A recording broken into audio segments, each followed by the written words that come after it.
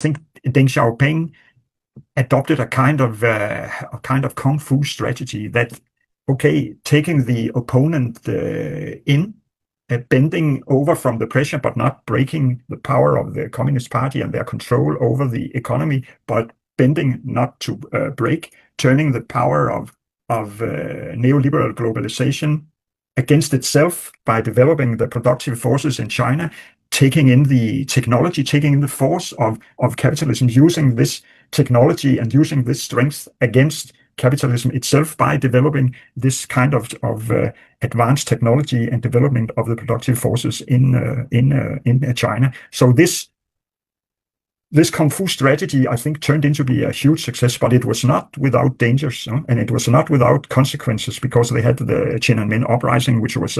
very nearly to be a very costly affair. They penetrated deep into neoliberalism, penetrated deep into the Chinese economy and also into norms and values. And there is going on a huge cleaning operation in the China of all these things. And this is certainly not finished, but in many terms, it was a success, because what happened was that China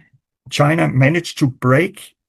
200 years of polarizing process within the capitalist system into rich nations, poor nations, overdeveloped nations, underdeveloped nations. They broke this polarizing tendency. They pulled 1.4 million people out of extreme poverty from 49 to today. China became the world leading producing power, both now in quantitative and also now in qualitative terms.